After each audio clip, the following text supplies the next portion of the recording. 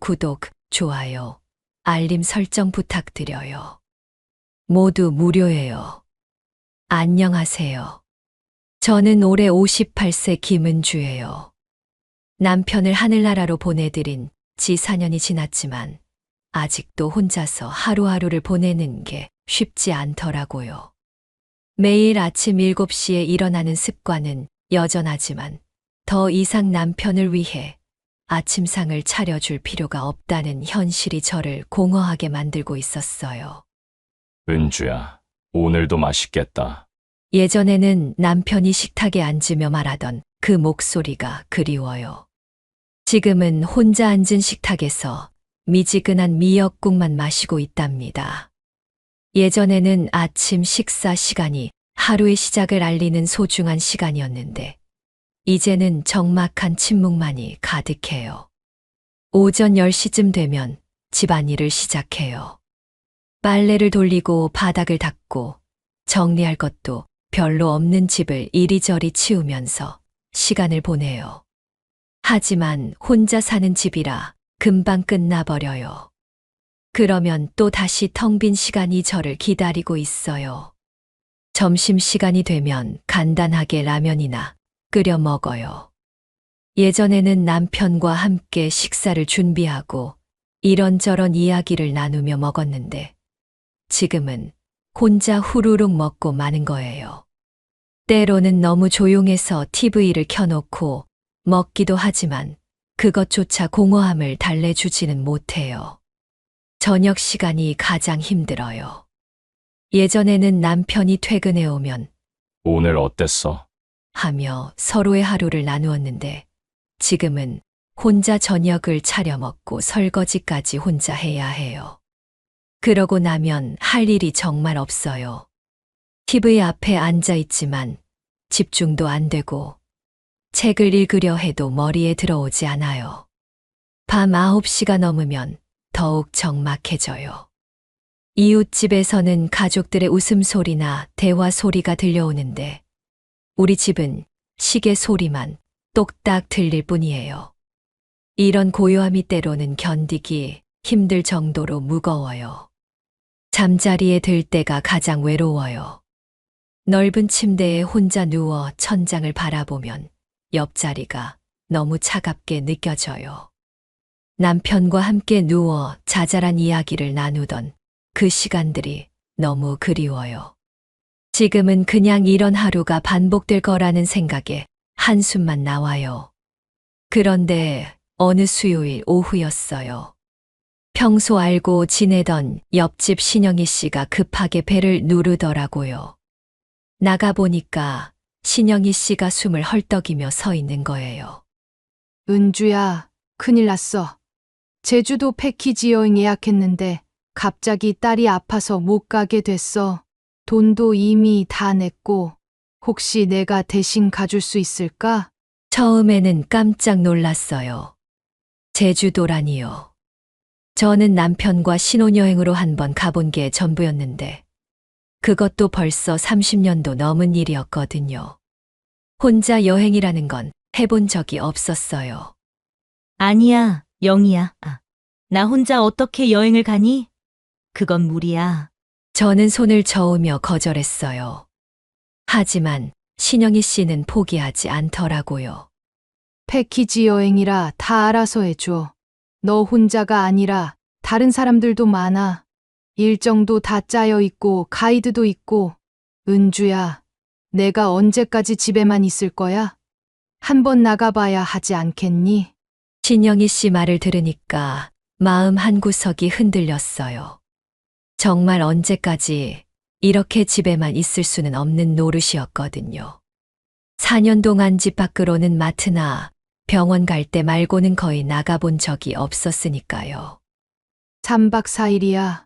비행기표, 숙박, 식사 다 포함해서 70만 원. 내가 이미 계약금까지 냈으니까 너는 잔금만 내면 돼. 어떻게 해줄 거지? 그렇게 반강제로 제주도 패키지 여행에 참여하게 됐어요. 사실 무서웠어요. 낯선 사람들과 함께 여행을 간다는 게 말이에요. 하지만 한편으로는 기대되기도 했어요. 정말 오랜만에 뭔가 새로운 일이 생긴 거니까요. 출발 전날 밤, 저는 가방을 싸면서도 계속 고민했어요. 내가 정말 잘하는 건가? 혼자 가서 괜찮을까? 하지만 이미 엎질러진 물이었어요. 신영희 씨가 고마우면서도 원망스러웠지만 지금 생각해보면 그때 그 친구의 강권이 없었다면 지금의 행복한 일들은 없었을 거예요. 출발하는 날 아침 김포공항에 도착했을 때 제 마음은 정말 복잡했어요. 설렘과 불안감이 뒤섞인 기분이었거든요. 혼자서 이런 곳에 와본 게 언제인지 기억도 안 날 정도였으니까요. 공항 로비는 여행 가는 사람들로 북적북적했고 저는 그 사이에서 멀뚱멀뚱 서 있었어요. 여행사 가이드를 찾아서 체크인을 마치고 탑승구로 향했어요. 가이드분이 총 18명 패키지 여행이고 혼자 오신 분들도 몇 분 계세요. 편하게 여행 즐기시면 됩니다. 라고 말씀해 주시더라고요. 그 말을 듣고 나니까 조금은 마음이 편해졌어요. 저만 혼자 온 게 아니구나 싶어서요. 비행기에 탑승할 때가 가장 떨렸어요. 좌석 번호를 확인하고 제 자리를 찾아갔는데 창가 쪽 자리였더라고요.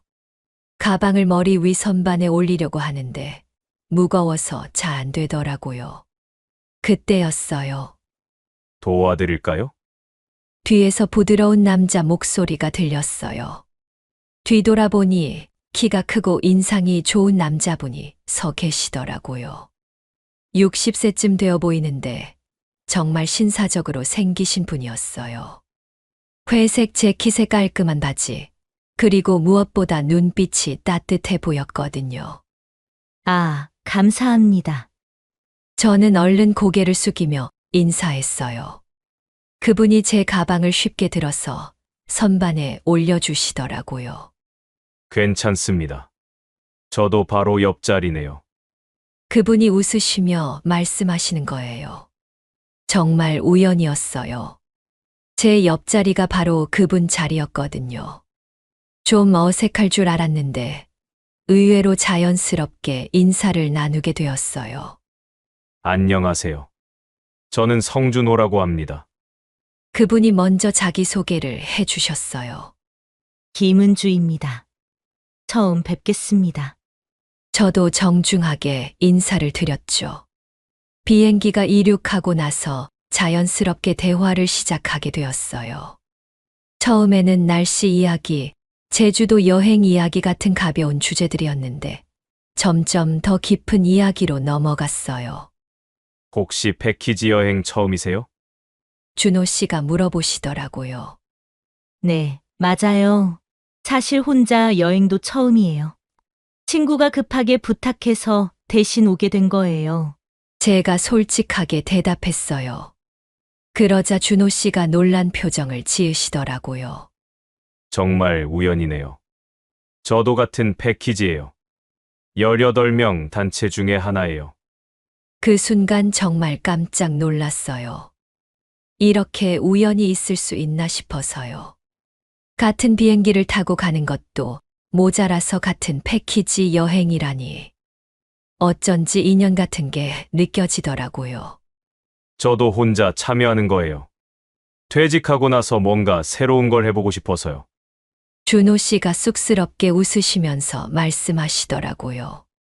그제야 알았어요. 저처럼 혼자 여행을 떠난 분이었구나. 왠지 모르게 동질감이 느껴졌어요. 혼자라는 외로움을 아는 분이라는 생각이 들었거든요. 그럼 앞으로 3박 4일 동안 같이 다니는 거네요? 제가 물어봤더니 준호 씨가 환하게 웃으시더라고요. 그런 것 같네요. 잘 부탁드려요. 비행기 안에서 준호 씨와 이런저런 이야기를 나누다 보니까 시간이 정말 빨리 갔어요. 처음에는 낯선 분과 함께 앉아서 어색할 줄 알았는데 의외로 편했어요. 준호 씨는 정말 예의 바르고 신사적이셨거든요.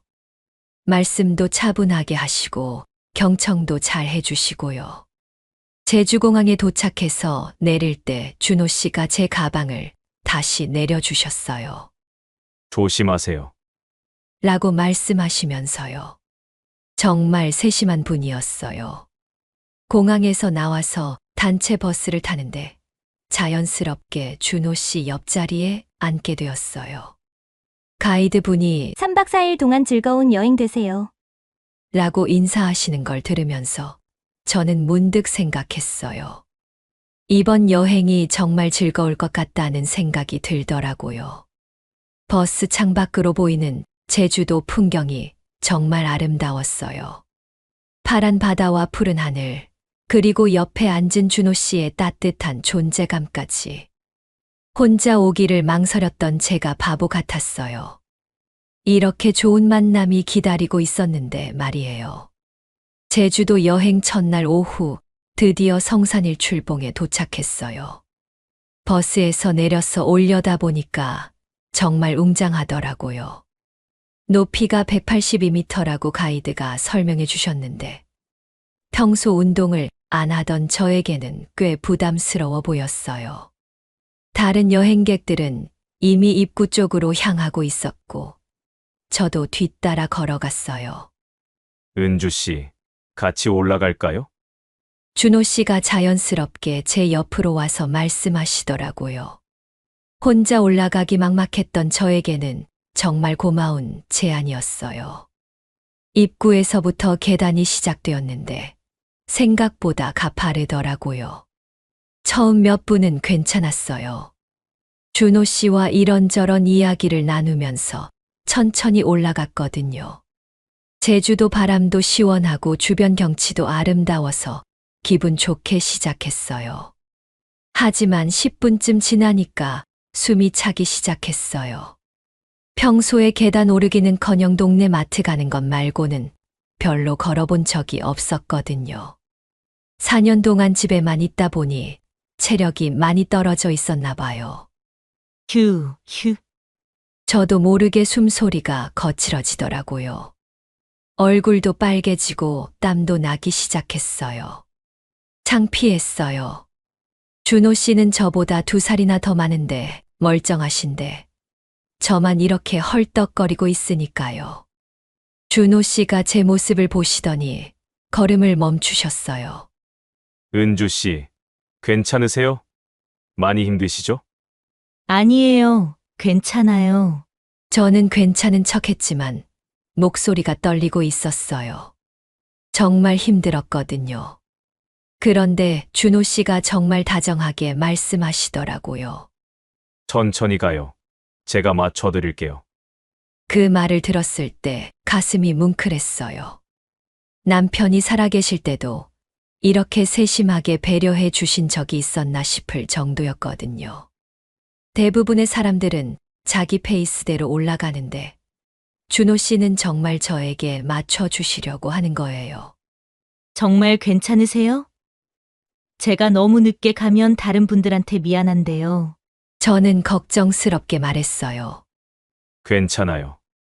여행은 즐겁게 하는 거잖아요. 급할 게 뭐가 있어요. 준호 씨가 환하게 웃으시면서 대답하셨어요.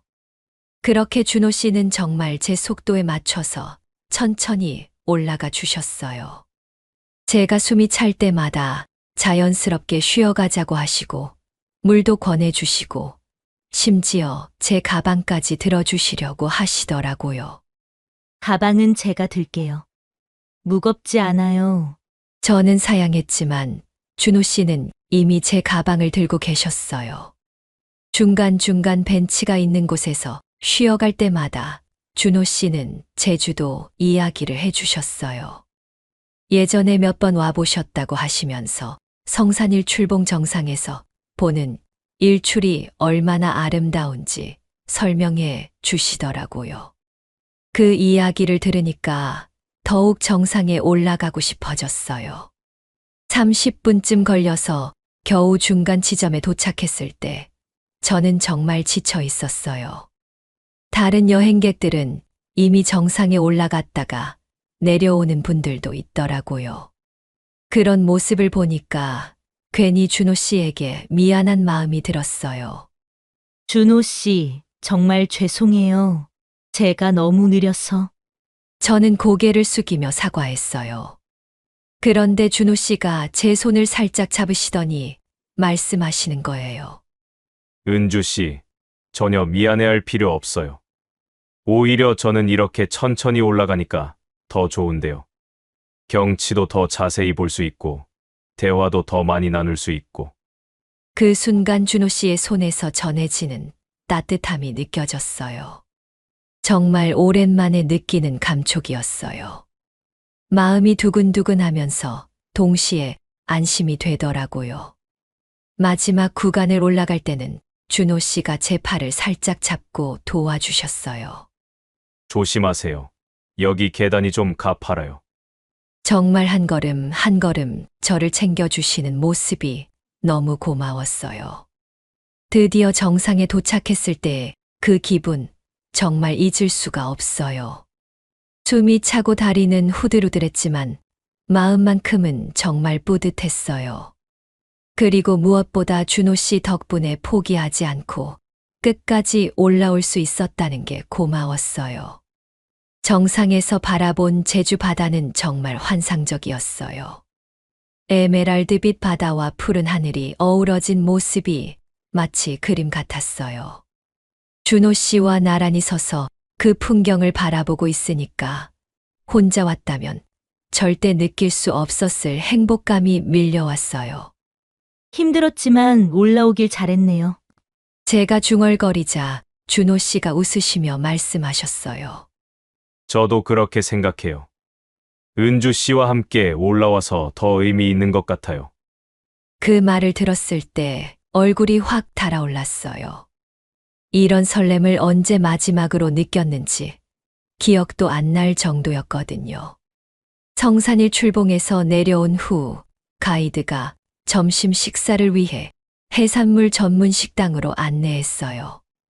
제주도 하면 역시 싱싱한 해산물이죠. 식당에 들어서니까 바다 냄새와 함께 고소한 생선 굽는 냄새가 코끝을 간지렸어요. 18명이 함께 앉을 수 있는 큰 원형 테이블 2개가 준비되어 있더라고요. 자, 여러분 자유롭게 앉으세요. 가이드가 안내하자 사람들이 335 자리를 잡기 시작했어요. 저는 어디에 앉아야 할지 망설이고 있었는데 준호 씨가 저를 보시더니 손짓을 하시는 거예요. 은주 씨, 여기 앉으세요. 준호 씨가 의자를 빼주시면서 말씀하셨어요. 그렇게 우연히 같은 테이블에 앉게 되었어요. 테이블에는 저희 말고도 서울에서 온 부부, 부산에서 온 모녀, 그리고 대구에서 혼자 온 50대 여성분까지 총 6명이 앉았어요. 모든 분들이 친근하게 인사를 나누시더라고요. 잠시 후 식당 직원이 커다란 접시에 갓 구운 갈치를 가져왔어요.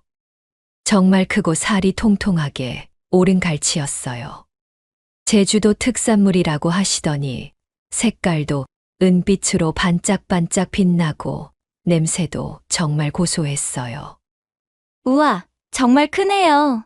부산에서 온 딸분이 감탄사를 내뱉었어요. 그런데 문제가 생겼어요. 갈치가 통째로 나온 거라 누군가 발라서 나눠줘야 하는 상황이었거든요. 다른 테이블에서는 남자분들이 능숙하게 생선을 발라주고 계시더라고요. 저희 테이블에서도 자연스럽게 시선이 준호 씨에게 모였어요. 제가 해볼게요.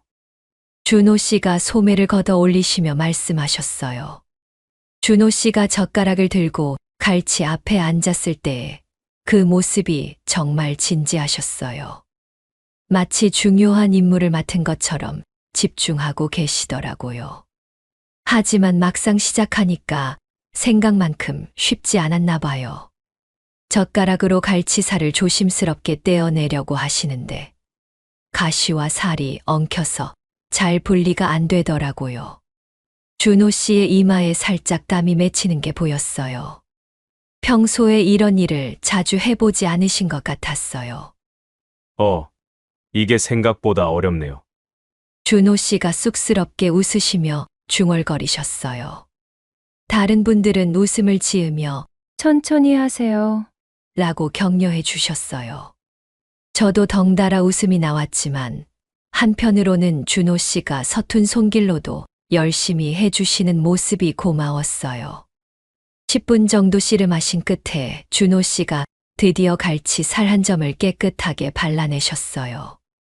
가시 하나 없이 말이에요.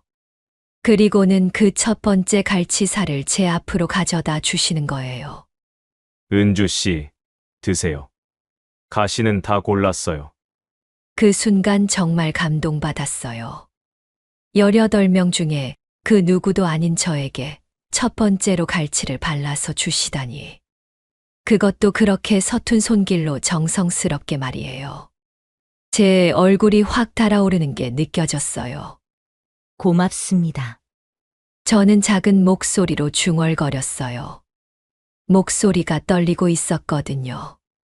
다른 분들도 어머, 부인이 복이 많으시네. 하시면서 놀리듯이 말씀하시니까 더욱 부끄러워졌어요. 준호 씨도 제가 얼굴을 붉히는 걸 보시고는 미소를 지으셨어요.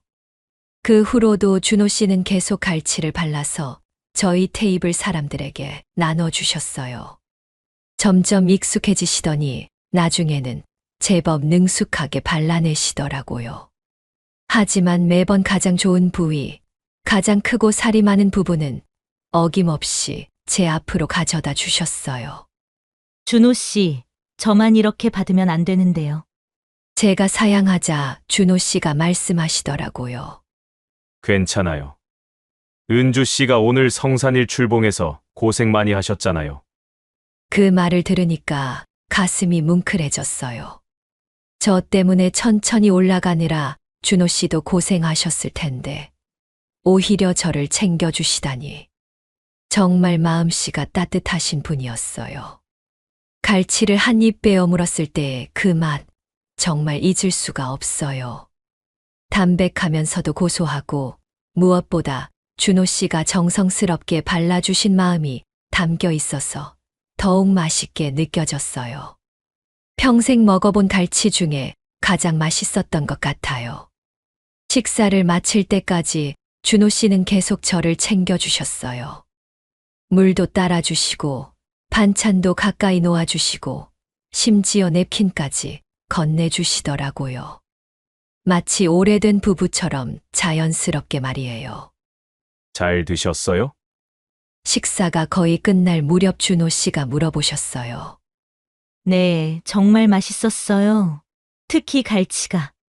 저는 얼굴이 또 빨개지는 걸 느끼며 대답했어요. 그때 부산에서 온 어머님이 웃으시며 말씀하셨어요. 두 분 정말 잘 어울리시네요. 보기 좋아요. 그 순간 저는 정말 땅속으로 들어가고 싶었어요. 하지만 동시에 이상하게 기분이 좋기도 했어요. 준호 씨와 제가 남들 눈에도 어울려 보인다니. 58살에 이런 기분을 느낄 줄이야. 점심 식사를 마친 후 오후 일정은 한라수목원이었어요. 버스에서 내리니까 정말 울창한 숲이 펼쳐져 있더라고요.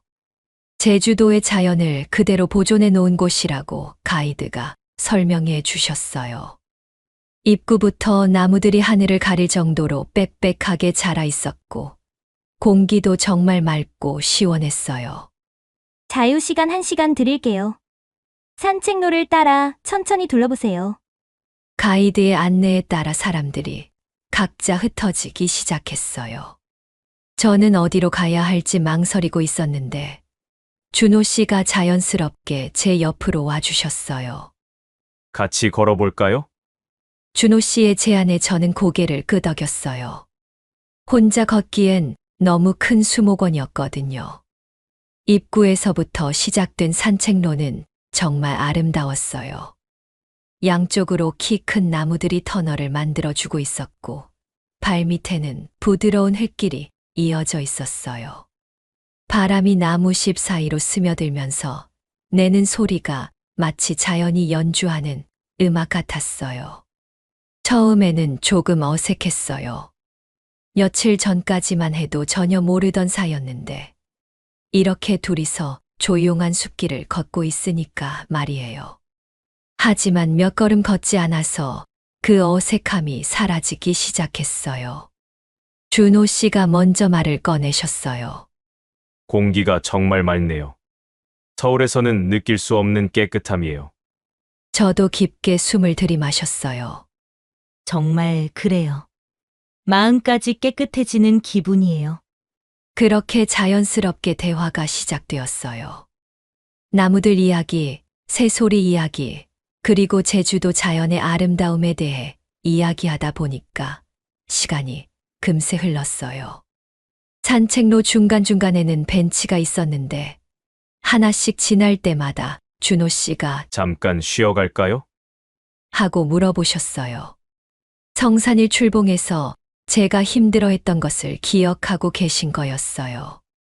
그런 세심한 배려가 정말 고마웠어요. 한 벤치에 앉아서 쉬고 있을 때였어요. 준호 씨가 조금 더 개인적인 이야기를 꺼내셨어요. 사실 혼자 여행 오는 게 처음이라서 많이 걱정했어요. 저도 솔직하게 대답했어요. 저도 그래요. 친구가 아니었다면 절대 못 왔을 거예요. 그런데 이렇게 좋은 분을 만나서 다행이에요. 준호 씨의 말에 제 얼굴이 또 빨개졌어요. 이상했어요. 분명히 며칠 전까지는 완전히 남남이었는데 지금은 마치 오래전부터 알고 지낸 사람처럼 편안했거든요. 대화를 나누는 것도 자연스럽고 함께 걷는 것도 전혀 부담스럽지 않았어요. 계속 걷다 보니 작은 연못이 나왔어요. 연못 위에는 나무 다리가 놓여 있었고 물 위로는 수련이 예쁘게 피어 있었어요. 정말 그림 같은 풍경이었어요. 와, 정말 아름다워요. 제가 감탄하자 준호 씨도 고개를 끄덕이셨어요. 다리 위에서 잠깐 멈춰 서서 연못을 내려다보고 있을 때였어요. 준호 씨와 저는 자연스럽게 난간에 팔꿈치를 기대고 나란히 서 있었어요. 그 순간 정말 평화로웠어요. 마치 시간이 멈춘 것 같았어요. 이런 곳에 와보신 적 있으세요? 준호 씨가 물어보셨어요. 아니요. 남편과 제주도에 왔을 때도 이런 곳은 못 와봤어요. 그때는 유명한 관광지만 돌아다녔거든요. 저는 자연스럽게 남편 이야기를 꺼냈어요. 더 이상 숨길 이유도 없었고 준호 씨라면 이해해 주실 것 같았거든요. 그러셨군요. 저도 이혼하고 나서 처음 와보는 곳이에요. 준호 씨도 솔직하게 말씀해 주셔서 서로의 상황을 더 잘 이해할 수 있었어요. 그렇게 우리는 서로의 과거를 자연스럽게 나누면서 더욱 가까워졌어요. 슬픈 이야기들도 있었지만 이상하게 무겁지 않았어요. 서로 이해하고 공감할 수 있는 부분이 많았거든요. 산책로의 끝자락에 다다랐을 때는 정말 아쉬웠어요. 이렇게 편안한 시간이 끝나는 게 말이에요. 준호 씨도 비슷한 마음이신 것 같았어요. 발걸음이 점점 느려지고 있었거든요. 시간이 정말 빨리 갔네요. 제가 중얼거리자 준호 씨가 미소를 지으셨어요. 저도 그런 것 같아요. 정말 즐거웠어요. 그렇게 한라수목원에서의 산책이 끝났어요. 하지만 그 짧은 시간 동안 우리는 정말 많은 것을 나눴어요. 단순히 대화만이 아니라 마음까지 말이에요. 며칠 전까지 낯선 사람이었던 준호 씨가 이제는 정말 편안하고 친근한 존재가 되어 있었어요. 여러분도 이런 경험 있으시죠? 어떤 사람과는 오래 알고 지내도 어색한데 어떤 사람과는 처음 만나도 금세 편해지는 그런 느낌 말이에요. 준호 씨가 바로 그런 분이었어요. 이 이야기가 어떻게 이어질지 궁금하시죠? 계속해서 들어보세요. 그리고 영상이 도움이 되셨다면 구독과 좋아요, 알림 설정 꼭 눌러주시고요. 댓글로 여러분의 생각도 들려주세요. 제주도 여행 둘째 날 아침이었어요. 전날 한라수목원에서 준호 씨와 나눈 따뜻한 시간 때문에 마음이 한결 가벼워진 상태였거든요. 아침 일찍 일어나서 창밖을 내다보니까 날씨도 정말 좋았어요.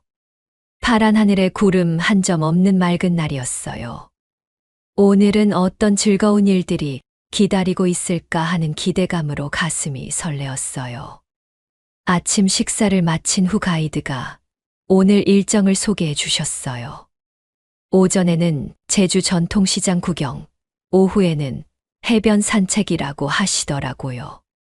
특히 전통시장에서는 자유시간을 주신다고 하니까 더욱 기대됐어요. 준호 씨도 저와 비슷한 마음이신 것 같았어요. 아침에 마주쳤을 때 오늘도 좋은 하루가 될 것 같네요. 라고 말씀하시더라고요. 버스를 타고 제주 동문재래시장에 도착했을 때는 벌써 10시가 넘어 있었어요. 시장 입구부터 활기가 넘쳤어요.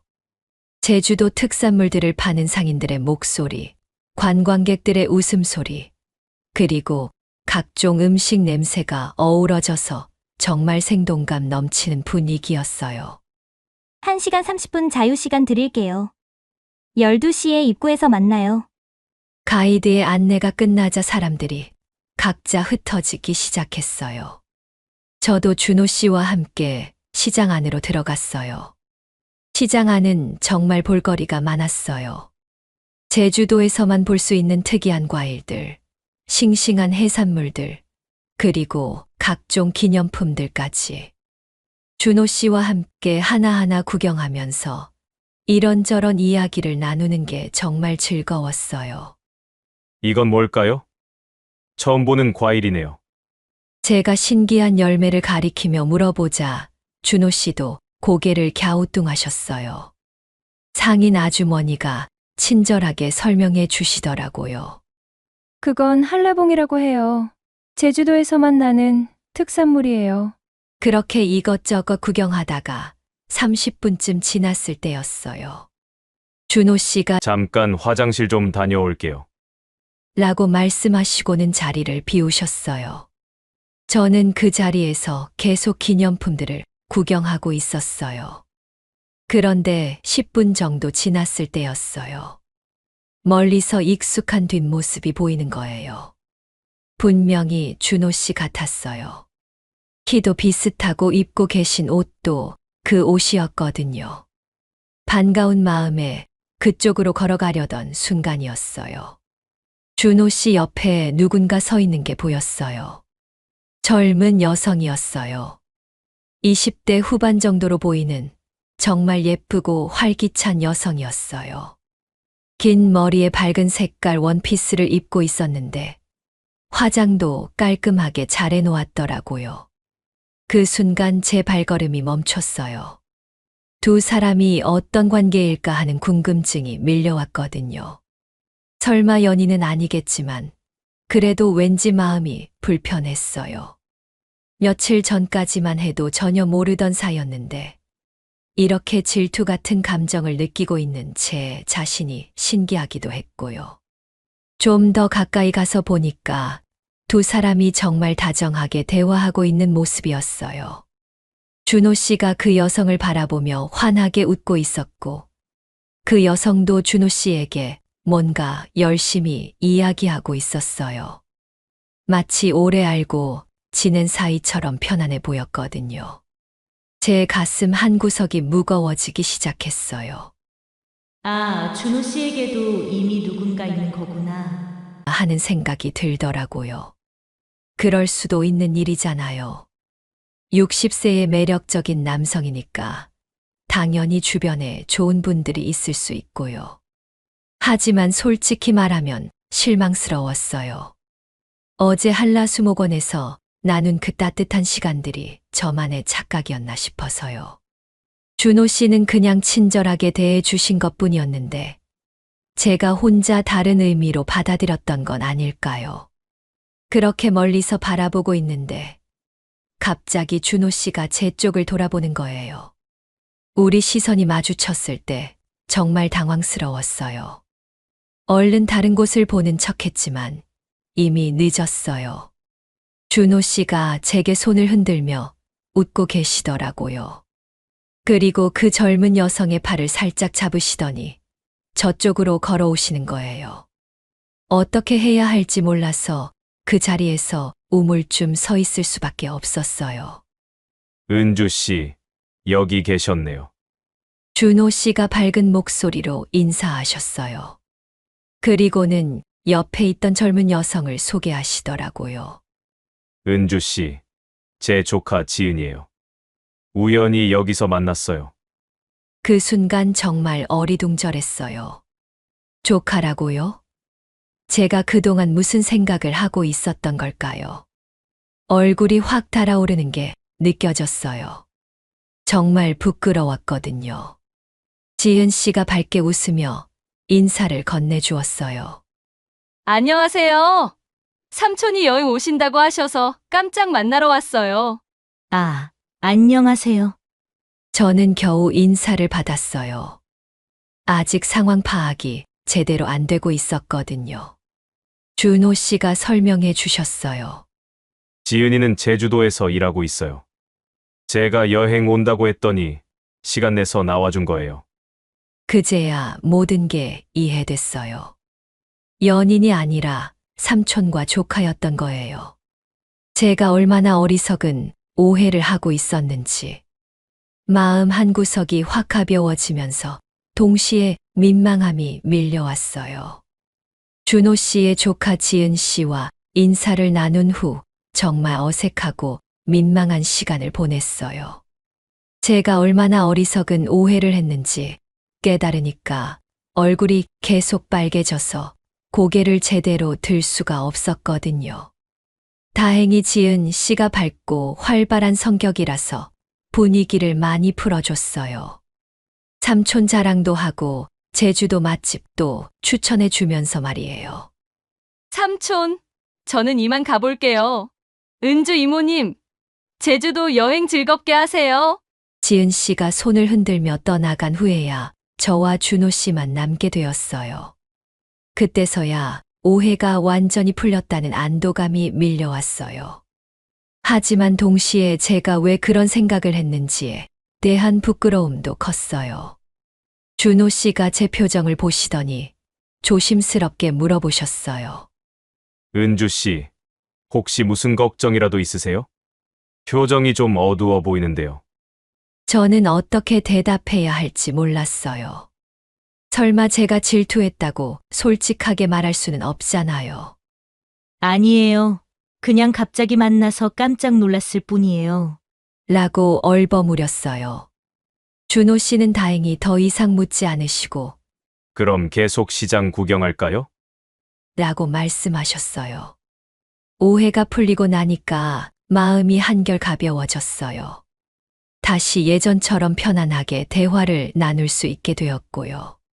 저녁이 되어서 호텔로 돌아온 후 가이드가 특별한 제안을 하셨어요. 오늘 저녁에 호텔 근처 야시장 구경하실 분 계세요? 제주도 야시장은 정말 볼거리가 많아요. 몇몇 분들이 손을 드셨고 저와 준호 씨도 함께 가기로 했어요. 하루 종일 관광지만 다녔으니까 현지인들이 가는 진짜 제주도를 보고 싶었거든요. 야시장은 호텔에서 걸어서 10분 정도 거리에 있었어요. 해가 지고 나니까 날씨가 선선해져서 걷기 딱 좋았어요. 야시장에 도착하니까 정말 활기찬 분위기였어요. 낮의 재래시장과는 또 다른 매력이 있더라고요. 각종 음식 냄새가 군침을 돌게 했어요. 제주도 특산물로 만든 음식들, 신선한 해산물, 그리고 막걸리까지. 준호 씨가 뭔가 한잔하고 싶은 기분이네요. 라고 말씀하시더라고요. 저도 사실 그런 마음이었어요. 오늘 하루 여러 가지 일들이 있었는데 이제 오해도 풀렸으니 마음 편히 이야기를 나누고 싶었거든요.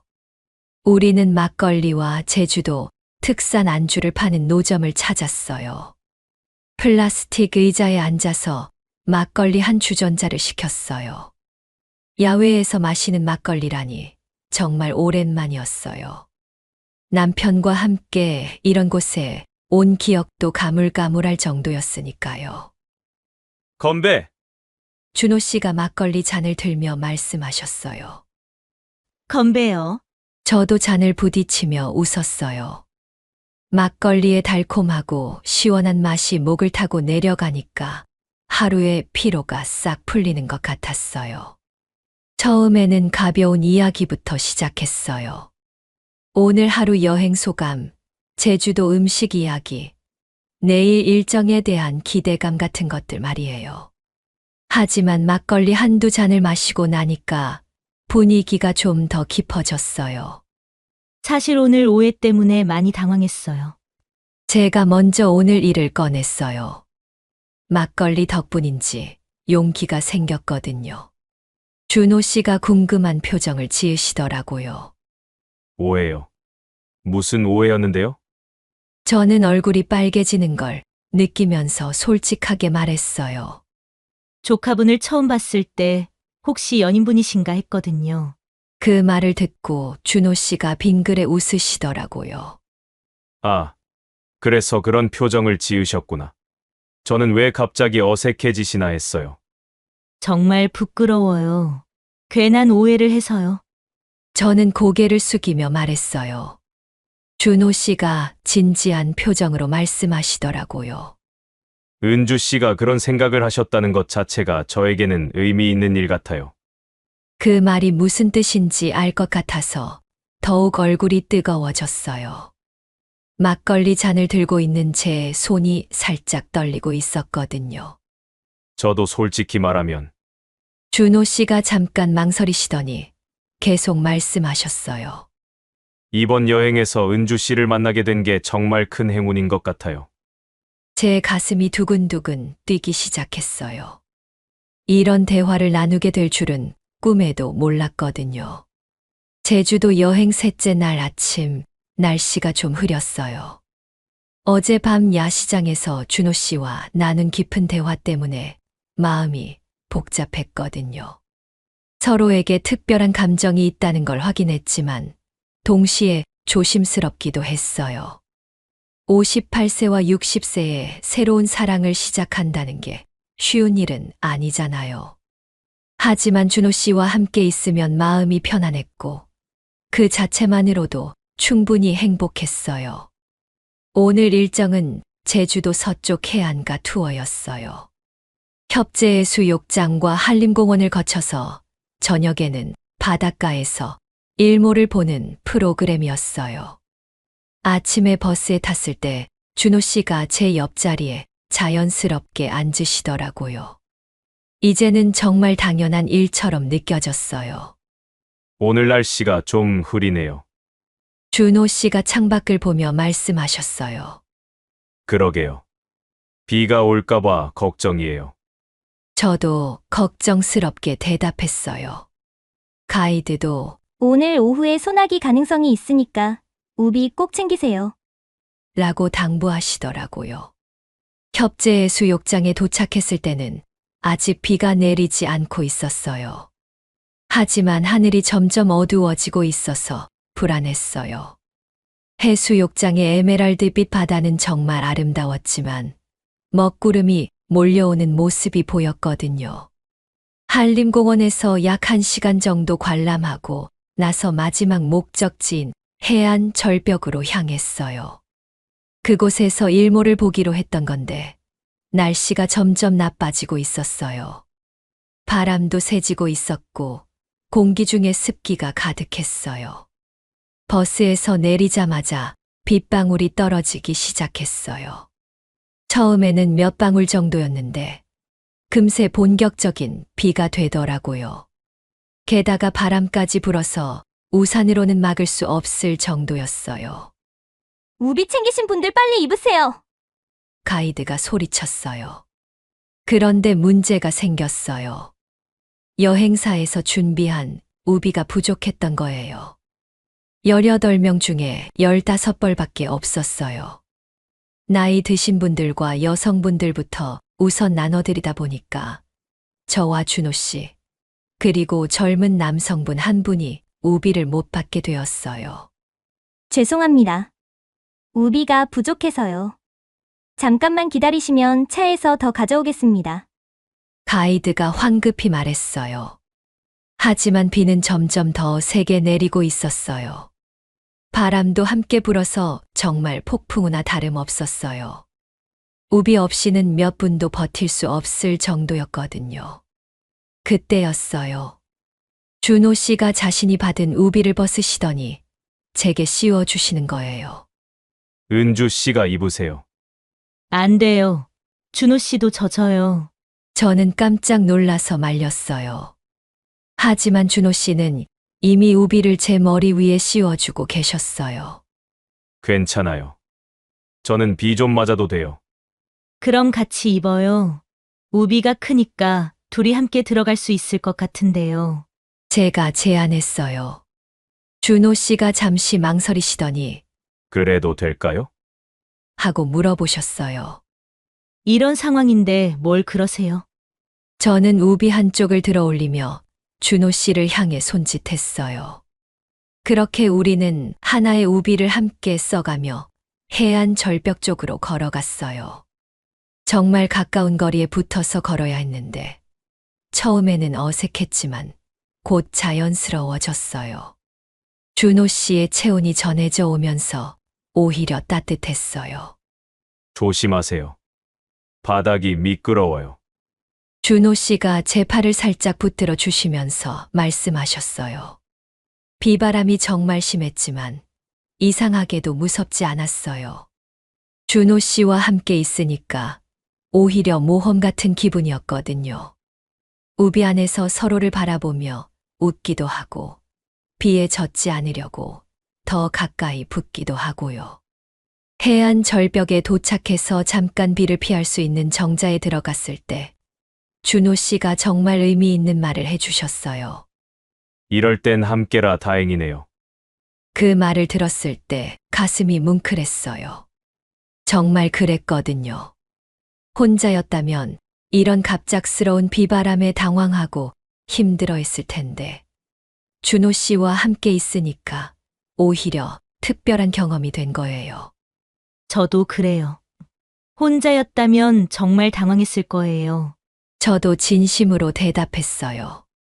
우비를 벗어서 털고 있는데 준호 씨의 어깨 한쪽이 젖어 있는 게 보였어요. 제가 충분히 들어갈 수 있도록 우비를 기울여 주시느라 본인은 비를 맞으신 거였어요. 어머, 준호 씨 어깨가 다 젖었네요. 제가 걱정스럽게 말하자 준호 씨는 괜찮다며 웃으셨어요. 이 정도는 괜찮아요. 은주 씨가 안 젖은 게 다행이에요.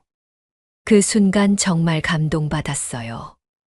이런 세심한 배려를 언제 마지막으로 받아봤는지 기억도 안 날 정도였거든요. 준호 씨는 정말 마음씨가 따뜻한 분이셨어요.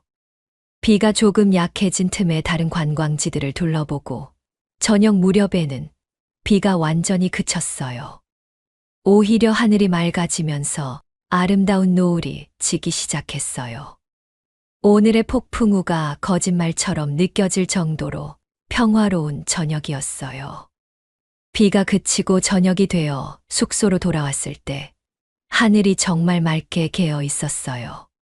오후에 그 심한 폭풍우가 거짓말처럼 느껴질 정도였거든요. 숙소는 제주도 전통 가옥을 현대식으로 리모델링한 곳이었는데 정원이 정말 아름답게 꾸며져 있었어요. 특히 저녁이 되니까 곳곳에 설치된 조명들이 하나둘씩 켜지면서 환상적인 분위기를 연출하고 있었어요. 저녁 식사를 마친 후 대부분의 여행객들은 방으로 들어가셨어요. 하루 종일 돌아다니느라 다들 피곤하셨나 봐요. 하지만 저와 준호 씨는 아직 잠들기에는 아쉬웠어요. 오늘 하루도 정말 많은 일들이 있었고, 특히 비바람 속에서 우비를 함께 쓰며 걸었던 그 순간이 계속 마음에 남아 있었거든요. 정원이 정말 예쁘네요. 잠깐 산책해 볼까요? 준호 씨가 조심스럽게 제안하셨어요. 좋아요. 방에 들어가기엔 아직 이르죠? 저도 기꺼이 동의했어요. 숙소 정원은 생각보다 넓었어요. 제주도 특유의 돌담길이 있었고, 감귤나무와 동백나무들이 곳곳에 심어져 있었어요. 무엇보다 아름다웠던 건 군데군데 설치된 조명들이었어요. 따뜻한 노란색 불빛이 나무와 꽃들을 은은하게 비춰주고 있었거든요. 우리는 자연스럽게 나란히 걸으며 정원을 둘러봤어요. 낮 동안의 소란스러움과는 달리 밤의 정원은 정말 고요하고 평화로웠어요. 멀리서 들려오는 파도 소리와 바람에 스치는 나무잎 소리만이 조용한 배경음이 되어주고 있었고요. 정원 중앙에 작은 정자가 있었는데 그 주변에 특히 조명이 많이 설치되어 있었어요. 우리는 그곳에 자연스럽게 앉게 되었어요. 정자에서 바라본 정원의 모습이 정말 아름다웠어요. 마치 동화 속에 나오는 정원 같았거든요. 정말 예쁘네요. 이런 곳에서 하룻밤 지내는 것만으로도 힐링이 되는 것 같아요. 제가 조명들을 바라보며 중얼거렸어요. 준호 씨도 고개를 끄덕이시며 저도 그래요. 서울에서는 볼 수 없는 풍경이죠. 라고 말씀하셨어요. 우리는 한동안 말없이 조명들을 바라봤어요. 각기 다른 높이에 설치된 조명들이 만들어내는 그림자들의 춤이 정말 신비로웠어요. 바람이 불 때마다 나뭇가지들이 살랑살랑 움직이면서 조명의 그림자도 함께 춤을 추는 것 같았거든요. 그때였어요. 준호 씨가 조용히 말씀하시더라고요. 은주 씨와 함께 이런 시간을 보낼 수 있어서 정말 행복해요. 그 말을 들었을 때 제 마음 깊은 곳이 따뜻해지는 걸 느꼈어요. 오랫동안 잊고 있었던 감정이었어요. 누군가 곁에 있다는 것만으로도 이렇게 안전하고 편안할 수 있다는 걸 말이에요. 저도 그래요. 저는 작은 목소리로 대답했어요. 목소리가 떨리고 있었거든요. 조명 불빛이 준호 씨의 얼굴을 부드럽게 비춰주고 있었어요. 따뜻한 미소를 지으시는 모습이 정말 다정해 보였어요. 그 순간 깨달았어요. 제가 정말로 준호 씨에게 특별한 감정을 느끼고 있다는 걸요. 58세가 되도록 이런 설렘을 다시 느낄 수 있을 줄은 몰랐어요. 마음이 두근두근 뛰고 얼굴이 뜨거워지고 손이 떨리는 그런 감정들. 20대의 남편을 만났을 때 이후로 처음 느끼는 감정이었어요. 이 조명들 정말 아름다워요. 제가 어색함을 달래려고 다시 조명 이야기를 꺼냈어요. 그러게요. 마치 별들이 내려와 있는 것 같네요. 준호 씨도 함께 고개를 들어 조명들을 바라보셨어요. 정원 곳곳에 설치된 조명들이 정말 별처럼 반짝이고 있었어요. 어떤 건 나무에 매달려 있었고, 어떤 건 땅에 박혀서 위로 빛을 비추고 있었고, 또 어떤 건 돌담을 따라 늘어서 있었어요. 모든 조명이 각각 다른 역할을 하면서도 조화롭게 어우러져 있었어요. 그런 조명들을 바라보고 있으니까 마음이 정말 평온해졌어요. 준호 씨와 나란히 앉아서 이런 아름다운 광경을 함께 보고 있다는 것 자체가 기적 같았어요. 며칠 전까지만 해도 전혀 모르던 사이였는데 말이에요. 내일이면 벌써 마지막 날이네요. 준호 씨가 아쉬워하며 말씀하셨어요. 정말 시간이 빨리 갔어요. 이렇게 즐거운 여행은 처음인 것 같아요. 저도 솔직한 마음을 털어놨어요. 그 순간 준호 씨가 제 손을 살짝 잡으시더라고요. 깜짝 놀랐지만 손을 빼지 않았어요. 오히려 그 따뜻함이 좋았거든요. 정원의 조명들이 우리를 은은하게 비춰주는 가운데 준호 씨의 손에서 전해지는 온기가 제 마음까지 따뜻하게 만들어주고 있었어요. 그날 밤 정원에서 보낸 시간은 정말 특별했어요. 조명 하나하나가 만들어내는 작은 기적들을 함께 바라보면서 저는 처음으로 깨달았어요. 준호 씨의 곁이 이렇게 따뜻하다는 걸요. 그리고 혼자가 아니라는 것이 얼마나 소중한지도 말이에요. 정원에서 아름다운 조명을 바라보며 준호 씨와 손을 잡고 있던 그 따뜻한 순간이 끝나고 우리는 천천히 숙소 건물 쪽으로 걸어갔어요. 밤 공기가 선선해서 걷기 딱 좋았고 정원 곳곳의 조명들이 길을 환하게 비춰주고 있었어요. 마음도 가벼웠고 발걸음도 경쾌했어요. 준호 씨와 이렇게 자연스럽게 손을 잡고 걸을 수 있다는 것 자체가 꿈만 같았거든요.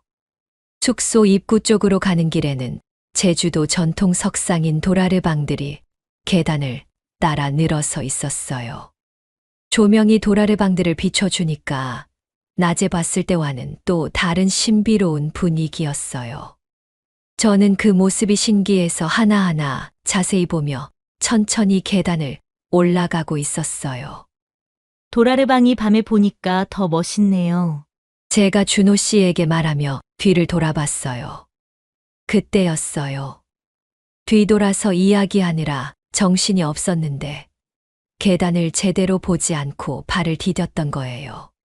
계단이 생각보다 높았고 돌이 조금 미끄러웠나 봐요. 순간적으로 균형을 잃으면서 오른쪽 발목이 휘청거렸어요. 아! 저도 모르게 소리가 나왔어요. 발목에 찌릿한 통증이 느껴지면서 그대로 넘어질 뻔했거든요. 그런데 넘어지기 전에 누군가 제 팔을 확 잡아주는 거예요. 준호 씨였어요.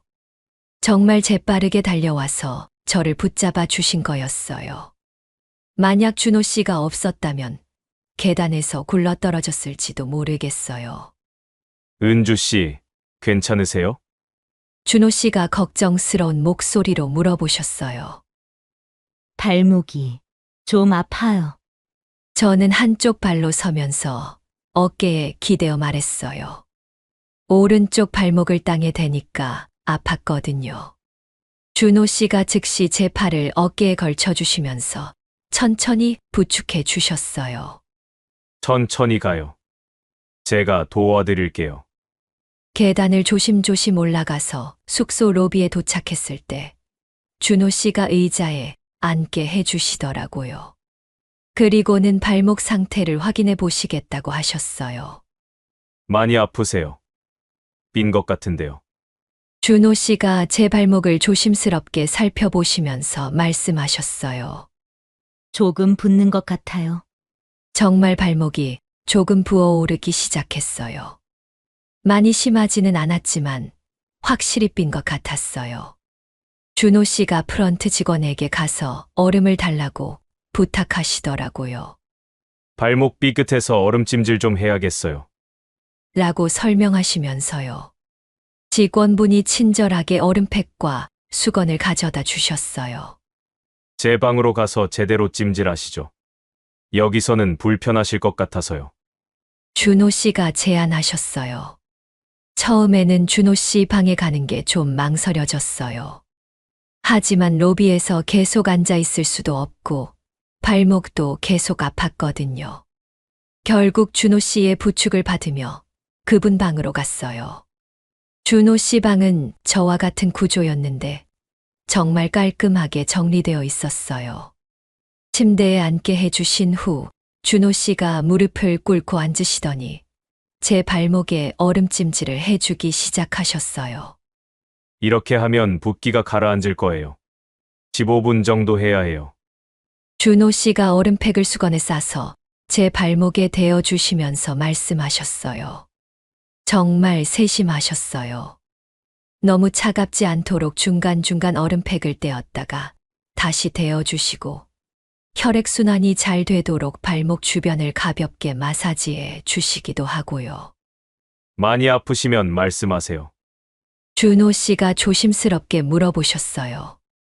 괜찮아요. 많이 나아지는 것 같아요. 정말 얼음찜질을 하니까 통증이 줄어들고 있었어요. 그런데 이상했어요. 분명히 발목이 아픈데 준호 씨가 이렇게 정성스럽게 돌봐주시니까 마음이 따뜻했어요. 오랫동안 잊고 있었던 감정이었어요. 누군가 저를 이렇게 세심하게 챙겨준다는 것이 얼마나 고마운 일인지 말이에요. 준호 씨는 정말 꼼꼼하셨어요. 15분 동안 한 번도 지루해하시지 않고 계속 제 발목을 돌봐주셨어요. 중간중간 어때요? 좀 나아지세요? 하고 물어봐 주시고 얼음팩 온도도 계속 확인해 주시고요. 여러분도 이런 경험 있으시죠? 아플 때 누군가 정성스럽게 돌봐주면 몸의 아픔보다 마음의 따뜻함이 더 크게 느껴지는 그런 순간 말이에요.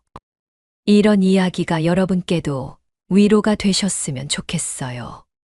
영상이 도움되셨다면 구독과 좋아요 꼭 눌러주시고 댓글로 여러분의 따뜻한 경험도 나눠주세요. 준호 씨가 15분 동안 얼음찜질을 해주신 후 얼음팩을 치우시면서 발목 상태를 다시 확인해 보셨어요.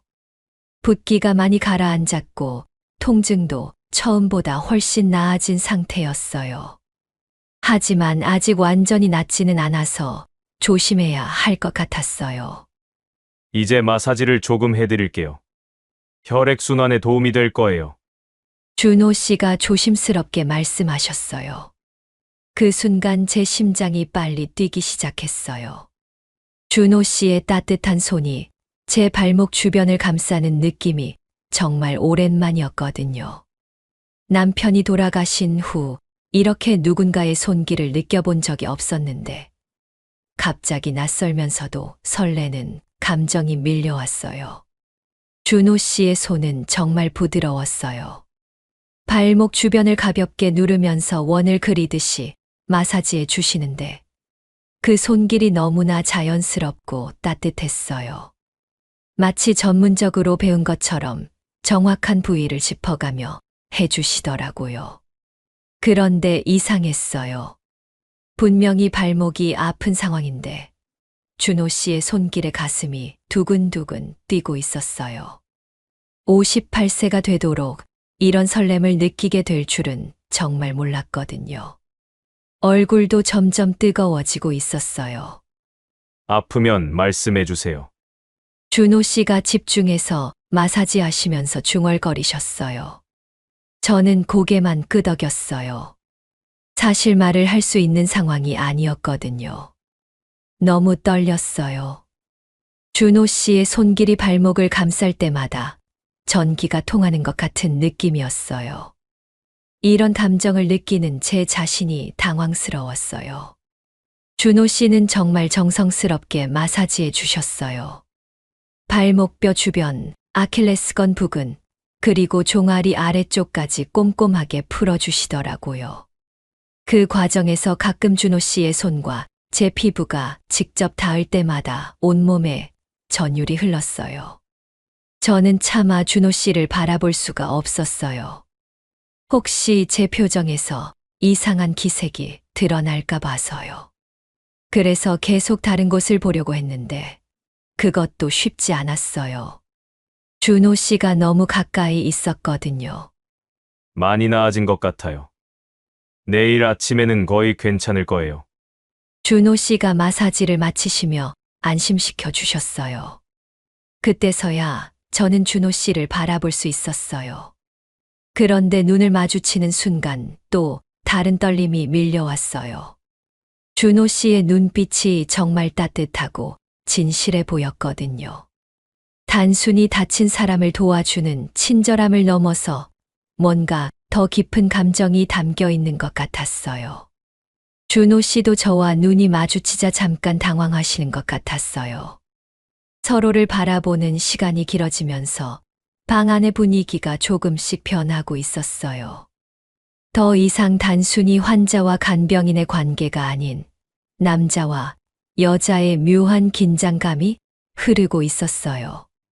저는 얼굴이 너무 뜨거워져서 고개를 숙였어요. 이런 상황이 어색하면서도 설렜어요. 마치 20대 초반으로 돌아간 것 같은 기분이었거든요.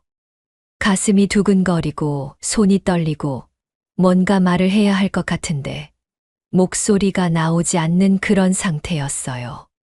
준호 씨가 조심스럽게 일어나시면서 분위기를 바꾸려고 하시는 것 같았어요. 수건으로 손을 닦으시면서 이제 좀 어떠세요? 하고 물어보셨거든요. 그 목소리도 평소보다 조금 떨리는 것 같았어요. 저는 발목을 조심스럽게 움직여 봤어요. 정말 많이 나아져 있었어요. 통증도 거의 사라졌고 붓기도 많이 빠진 상태였어요. 하지만 마음의 떨림은 오히려 더 커지고 있었어요. 정말 고마워요. 준호 씨 덕분에 많이 나아졌어요. 저는 겨우 목소리를 내서 감사 인사를 드렸어요. 그 순간 우리 사이에 묘한 침묵이 흘렀어요. 둘 다 뭔가 말을 해야 할 것 같은데 정작 무슨 말을 해야 할지 모르는 상황이었어요. 방 안에는 시계 소리만 똑딱똑딱 들릴 뿐이었어요. 준호 씨의 손길이 제 발목을 감쌌던 그 순간의 느낌이 계속 머릿속에 맴돌았어요. 아프면서도 동시에 이렇게 설렐 수 있다는 게 신기했어요. 이런 복잡한 감정을 언제 마지막으로 느꼈는지 기억도 안 날 정도였거든요. 준호 씨 방에서 발목 치료를 받은 후 저는 제 방으로 돌아갔어요. 하지만 잠이 오지 않았어요. 준호 씨의 따뜻한 손길이 계속 생각났고 그때 느꼈던 설렘도 가슴 한구석에 남아 있었거든요. 시계를 보니 밤 11시가 넘어 있었지만 전혀 졸음이 오지 않았어요. 창밖으로는 파도 소리가 들려왔어요. 1시간 정도 뒤척이다가 결국 일어났어요. 발목은 많이 나아져서 조심스럽게 걸을 수는 있었어요. 답답한 마음에 숙소 앞 바닷가로 나가보기로 했어요. 밤바다를 보면 마음이 좀 진정될 것 같았거든요. 슬리퍼를 신고 조용히 문을 열어서 나왔는데 멀리서 누군가 바닷가에 서 있는 모습이 보였어요. 어둠 속에서도 그 실루엣이 익숙했어요. 준호 씨였어요. 저와 비슷하게 잠이 안 와서 나오신 것 같았어요. 준호 씨께 다가가면서 안녕하세요 라고 조심스럽게 인사했어요. 준호 씨도 저를 보시고는 놀라면서도 반가워하시더라고요. 은주 씨도 잠이 안 와서 나오셨나요? 준호 씨가 부드럽게 물어보셨어요. 우리는 자연스럽게 바다를 바라보며 나란히 섰어요. 밤바다는 정말 신비로웠어요. 달빛이 파도 위에 반짝이면서 은빛 길을 만들어내고 있었고 규칙적인 파도 소리가 마음을 편안하게 만들어줬어요. 제주도의 밤 공기는 서늘했지만 상쾌했어요. 정말 아름다워요. 제가 먼저 말을 꺼냈어요. 낮에 봤던 바다와는 완전히 다른 모습이었거든요. 낮에는 에메랄드 빛으로 반짝였다면 지금은 깊고 신비로운 검은색이었어요. 처음에는 바다 이야기, 여행 이야기 같은 가벼운 대화를 나눴어요. 하지만 시간이 지나면서 점점 더 깊은 이야기로 넘어갔어요. 각자의 외로움, 앞으로의 계획, 그리고 이번 여행에서 느낀 감정들까지 말이에요. 사실 이런 여행을 오기 전까지는 매일이 똑같았어요. 저는 솔직하게 마음을 털어놨어요. 파도 소리가 배경이 되어주니까 더욱 편하게 이야기할 수 있었거든요. 준호 씨도 고개를 끄덕이시며 공감해 주셨어요. 저도 그랬어요. 퇴직하고 나서는 특히 더 그랬고요. 우리는 1시간 넘게 이야기를 나눴어요. 정말 많은 것들을 나눴어요. 과거의 상처, 현재의 외로움, 그리고 미래에 대한 불안감까지. 이런 깊은 대화를 나눠본 게 언제인지 기억도 안 날 정도였어요. 대화를 나누면서 자연스럽게 서로 가까워졌어요. 처음에는 한 걸음 정도 떨어져 서 있었는데 어느새 어깨가 닿을 정도로 가까이 서 있었거든요. 파도 소리에 묻혀서 작은 목소리로 이야기하다 보니까 자연스럽게 그렇게 된 것 같았어요. 그때였어요. 특별히 슬픈 이야기를 한 건 아니었는데 갑자기 눈물이 핑 돌았어요. 아마 지난 4년 동안 쌓여있던 외로움이 한꺼번에 터져 나온 것 같았어요. 누군가와 이렇게 마음을 나눈다는 것 자체가 너무 오랜만이었거든요. 준호 씨가 제 모습을 보시더니 조심스럽게 다가오셨어요. 그리고는 아무 말 없이 저를 조용히 안아주시더라고요. 갑작스러운 일이었지만 거부감이 들지 않았어요. 오히려 정말 오랫동안 기다려온 따뜻함 같았어요. 준호 씨의 품은 정말 따뜻했어요. 든든하고 안전한 느낌이었어요. 오랫동안 혼자서 모든 걸 견뎌온 제게는 이런 위로가 절실했나 봐요. 저는 저항하지 않았어요. 그냥 그 따뜻함에 몸을 맡겼어요. 파도 소리가 우리를 감싸고 있었어요. 달빛 아래에서 준호 씨와 조용히 포옹하고 있으니까 정말 꿈만 같았어요. 이런 순간이 제게 다시 올 줄은 정말 몰랐거든요. 괜찮아요. 준호 씨가 제 귀에 속삭이듯 말씀하셨어요. 그 목소리가 너무 따뜻했어요. 우리는 그렇게 한참을 안고 있었어요. 시간이 얼마나 흘렀는지도 모르겠어요. 그저 서로의 체온을 느끼고 파도 소리를 들으면서 말없이 위로를 나누고 있었어요. 그날 밤 바닷가에서 준호 씨와 나눈 포옹 이후 우리 사이에는 정말 미묘한 변화가 일어났어요. 말로는 설명하기 어려운 그런 감정이었어요. 사랑이라고 하기에는 아직 이르고 그렇다고 단순한 호감이라고 하기에는 너무 깊은 그런 느낌이었거든요. 58세가 되어서 이런 복잡한 감정을 느끼게 될 줄은 정말 몰랐어요. 다음 날 아침에 준호 씨와 마주쳤을 때의 그 어색함과 설렘이 아직도 생생해요. 아침 식사 자리에서 서로 눈이 마주칠 때마다 어젯밤이 생각나서 얼굴이 빨개졌거든요. 다른 여행객들 앞에서는 평소처럼 자연스럽게 행동하려고 했지만 서로를 바라보는 시선이 예전과는 달랐어요. 어젯밤에 잠은 잘 주무셨어요? 준호 씨가 조심스럽게 물어보셨어요. 그 질문에 담긴 의미를 저도 알 수 있었어요. 단순히 잠에 대한 질문이 아니라 어젯밤 일에 대한 안부였거든요. 저는 고개를 끄덕이며 네, 잘 잤어요. 라고 대답했지만 사실 한숨도 못 잤어요. 계속 그 따뜻한 포옹이 생각났거든요. 여행 마지막 날 일정이 시작되었을 때도 우리는 자연스럽게 함께 다녔어요. 하지만 뭔가 달랐어요. 예전처럼 단순한 동행자가 아니라 서로에게 특별한 감정을 느끼는 사이라는 것을 둘 다 알고 있었거든요. 손을 잡지는 않았지만 걸을 때마다 어깨가 스치고 가끔 우연히 손이 닿을 때마다 전기가 통하는 것 같은 느낌이었어요.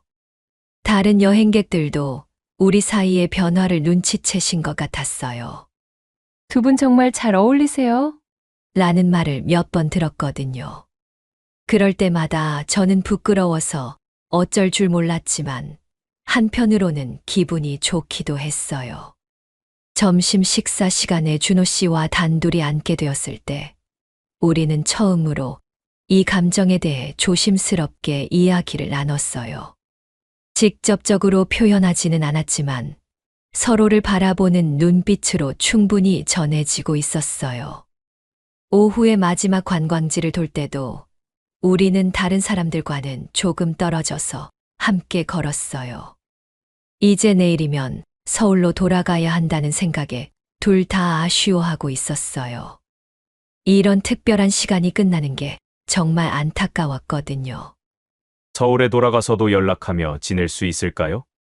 준호 씨가 용기를 내서 먼저 물어보셨어요. 저는 망설임 없이 그럼요. 당연하죠. 라고 대답했어요. 정말 그랬거든요.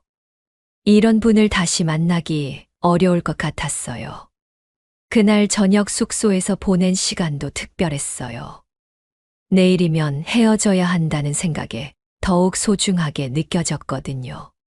우리는 정원에서 다시 만나서 이런저런 이야기를 나누며 마지막 밤을 함께 보냈어요. 이번 여행이 제 인생에서 가장 의미 있는 여행이 될 것 같아요. 제가 진심으로 말했어요. 준호 씨도 고개를 끄덕이며 저도 그래요. 은주 씨를 만나지 못했다면 그냥 평범한 여행으로 끝났을 텐데. 하고 대답해 주셨어요. 우리 사이에 흐르는 이 감정이 정확히 무엇인지는 아직 모르겠어요. 사랑인지, 깊은 호감인지, 아니면 외로움이 만들어낸 착각인지. 하지만 분명한 건 이런 감정을 느끼는 것 자체가 저에게는 큰 변화였다는 거예요. 4년 동안 마음의 문을 닫고 살아왔는데 준호 씨를 만나면서 조금씩 열리기 시작한 것 같았어요. 다시 누군가를 신뢰할 수 있고 누군가와 감정을 나눌 수 있다는 희망이 생긴 거예요. 그날 밤 잠자리에 들면서도 내일에 대한 기대와 불안이 동시에 밀려왔어요. 서울로 돌아가면 이 감정이 지속될 수 있을까? 아니면 여행의 로맨스로 끝나버릴까? 여러 가지 생각이 머릿속을 복잡하게 만들었어요. 제주도 여행 마지막 날 오전, 체크아웃을 마치고 공항으로 향하는 버스에 오르기 전이었어요.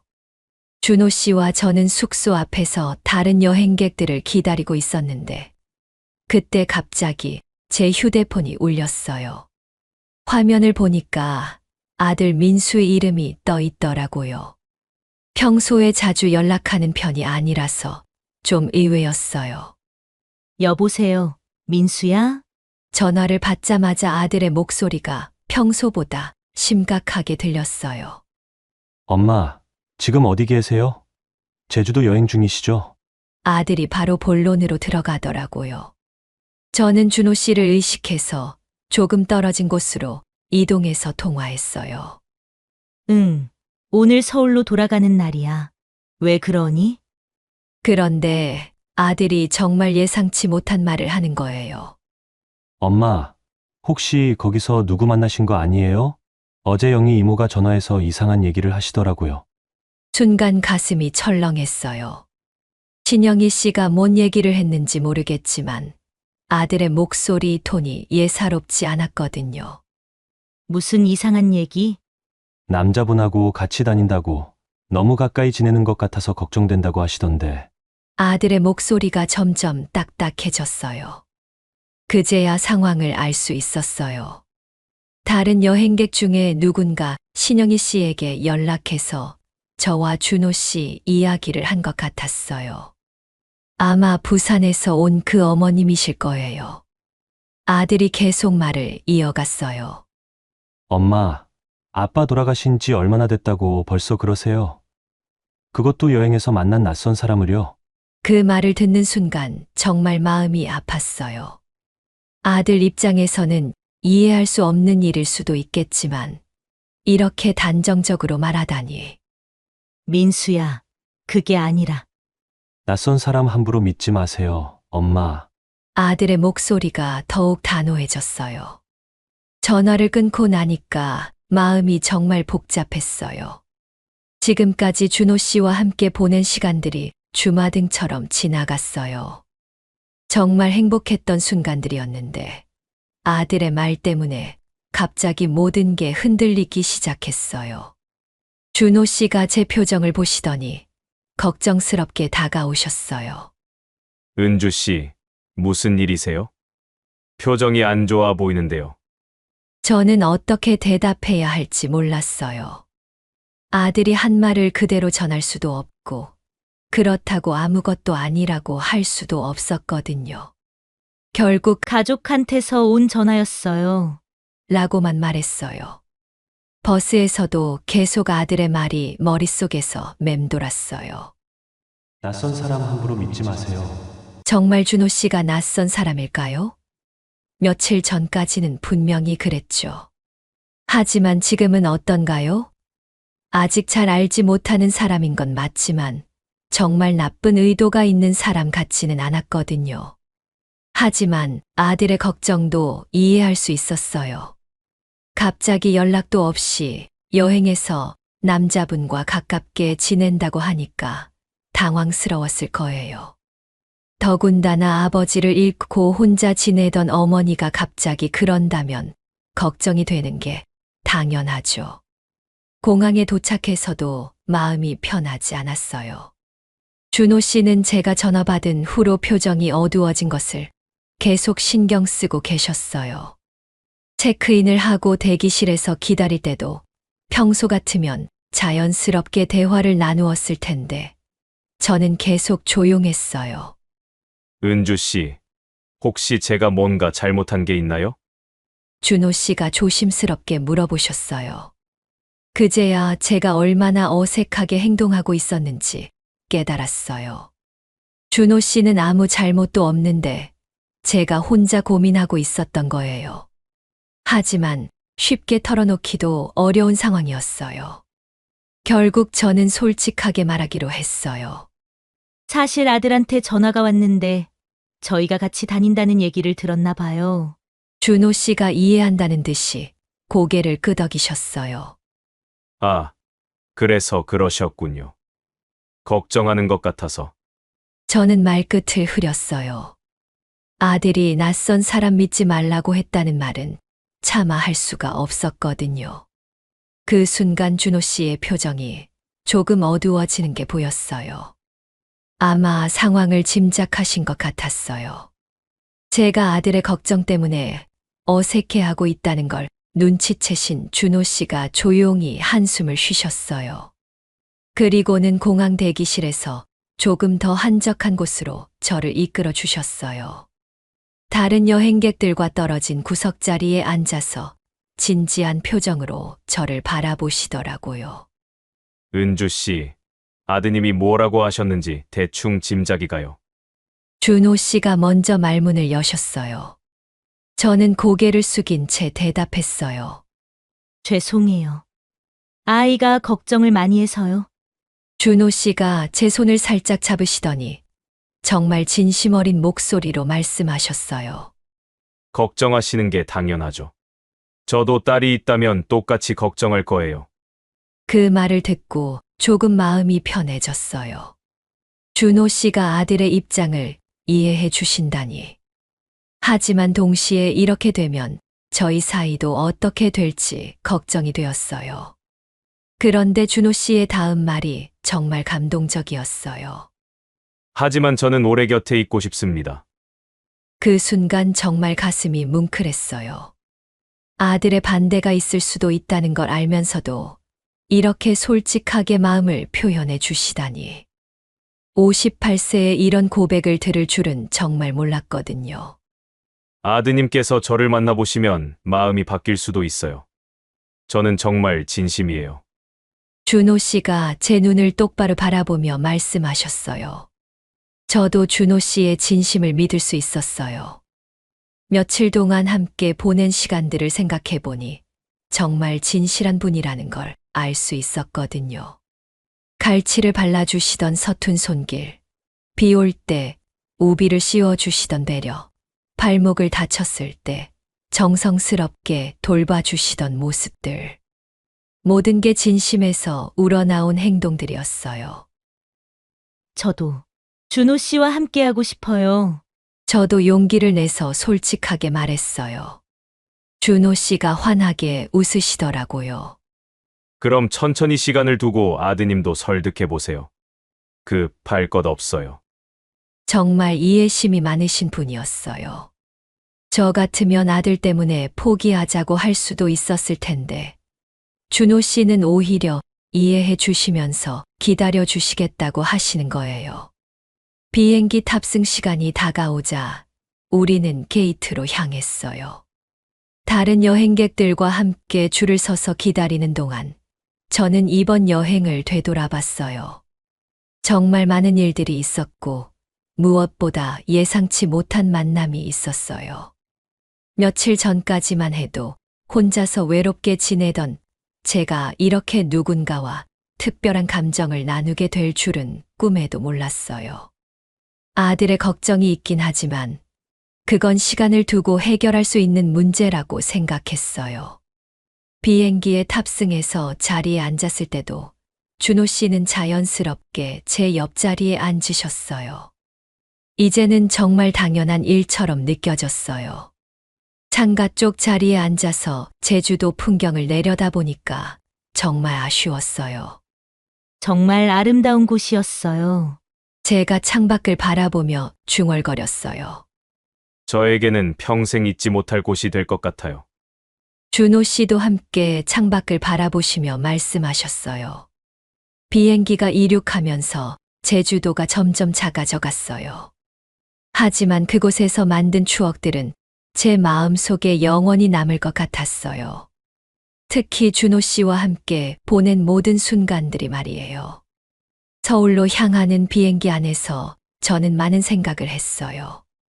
앞으로 어떻게 될지는 모르겠지만 적어도 다시 누군가를 믿고 의지할 수 있다는 희망을 얻었어요. 4년 동안 닫혀있던 제 마음의 문이 조금씩 열리고 있는 것 같았어요. 비행기가 제주도를 떠나 서울로 향하는 1시간여의 시간 동안 저와 준호 씨는 대부분 창밖 풍경을 바라보며 조용히 앉아 있었어요. 구름 위로 올라가니까 아래로 보이는 바다가 정말 신비로웠어요. 파란 바다와 하얀 구름들이 만들어내는 풍경이 마치 다른 세상 같았거든요. 이런 아름다운 광경을 준호 씨와 함께 보고 있다는 것 자체가 감동이었어요. 정말 멋있네요. 제가 작은 목소리로 중얼거렸어요. 준호 씨도 고개를 끄덕이시며 은주 씨와 함께 보니까 더 아름다워 보여요. 라고 대답해 주셨어요. 그 순간이었어요. 창밖 풍경에 집중하고 있던 저희 두 손이 자연스럽게 팔걸이 위에서 가까워졌어요. 처음에는 우연히 스친 것 같았는데 준호 씨가 제 손등 위에 살짝 본인의 손을 올려주시는 거예요. 그 따뜻한 접촉이 느껴지는 순간 제 마음 속에서 무언가가 확실해졌어요. 이건 단순한 여행에서의 로맨스가 아니라는 걸요. 정말로 제 인생에 새로운 동반자가 나타난 거라는 확신이 들었어요. 4년 동안 혼자 살면서 다시는 누군가와 이런 감정을 나눌 수 없을 거라고 생각했어요. 나이도 많고 이미 한 번 결혼 생활을 경험했으니까 더 이상 새로운 사랑은 불가능하다고 여겼거든요. 하지만 지금 이 순간 준호 씨의 손이 제 손등을 감싸고 있는 이 따뜻함 속에서 깨달았어요. 이제 나도 다시 누군가와 동행할 수 있겠구나. 정말 확신이 들었어요. 아들의 걱정이 있긴 하지만 그건 시간이 해결해 줄 문제라고 생각했어요. 준호 씨 같은 분이라면 충분히 아들의 마음도 돌릴 수 있을 거예요. 무엇보다 저 자신이 행복해지는 모습을 보여주면 아들도 이해할 거라고 믿었어요. 창밖으로 서울이 점점 가까워지고 있었어요. 이제 곧 현실로 돌아가야 하지만 저는 전혀 두렵지 않았어요. 오히려 기대됐어요. 준호 씨와 함께라면 앞으로의 일상도 전혀 다를 것 같았거든요. 서울에 도착하면 뭘 하고 싶으세요? 준호 씨가 조용히 물어보셨어요. 제일 먼저 아들에게 준호 씨 이야기를 해야 할 것 같아요. 저는 솔직하게 대답했어요. 준호 씨가 제 손을 좀 더 꼭 잡으시면서 저도 함께 가면 안 될까요? 직접 만나서 인사드리고 싶어요. 라고 말씀하셨어요. 정말 용감한 분이셨어요. 아들이 반대할 수도 있다는 걸 알면서도 직접 만나보겠다고 하시다니. 그 순간 저는 준호 씨에 대한 믿음이 더욱 확고해졌어요. 비행기가 김포공항에 착륙할 때까지 우리는 계속 손을 잡고 있었어요. 다른 승객들이 볼 수도 있었지만 전혀 신경 쓰이지 않았어요. 오히려 자랑스러웠어요. 이 나이에도 이런 설렘을 느낄 수 있고 누군가와 이렇게 자연스럽게 애정을 표현할 수 있다는 게 말이에요. 공항에서 나와서 헤어질 때가 되었을 때도 아쉽지 않았어요. 왜냐하면 이제 끝이 아니라 새로운 시작이라는 걸 알고 있었거든요. 준호 씨와 저는 연락처를 다시 한번 확인하고 내일 저녁에 만나기로 약속했어요. 오늘 정말 즐거웠어요. 평생 잊지 못할 여행이 될 것 같아요. 제가 진심으로 말했어요. 저도요. 은주 씨 덕분에 제 인생이 완전히 바뀔 것 같아요. 준호 씨도 환하게 웃으며 대답해 주셨어요. 그렇게 3박 4일의 제주도 여행이 끝났어요. 하지만 저에게는 진짜 인생의 새로운 여행이 시작된 거였어요. 58세에 만난 두 번째 사랑, 정말 꿈만 같은 일이었어요. 지금 이 이야기를 들려드리고 있는 시점에서 준호 씨와 저는 함께 행복하게 지내고 있어요. 아들도 처음에는 걱정했지만 준호 씨를 직접 만나보고 나서는 마음을 열었어요. 연애에는 정말 나이가 없다는 걸 깨달았어요. 여러분도 언제든 새로운 시작을 할 수 있어요. 나이는 숫자일 뿐이고 진정한 사랑과 행복에는 때가 따로 없으니까요. 혹시 지금 외로움을 느끼고 계신다면 용기를 내보세요. 저처럼 뜻밖의 행복이 찾아올 수도 있거든요. 오늘 저희 이야기가 여러분에게 희망과 용기를 드릴 수 있었다면 정말 기쁠 것 같아요. 영상이 도움이 되셨다면 구독과 좋아요 버튼 꼭 눌러주시고요. 알림 설정도 해주세요. 댓글로 여러분의 사연이나 응원의 메시지도 남겨주시면 정말 감사하겠어요. 모든 분들이 저처럼 행복한 사랑을 만나시길 진심으로 바라요.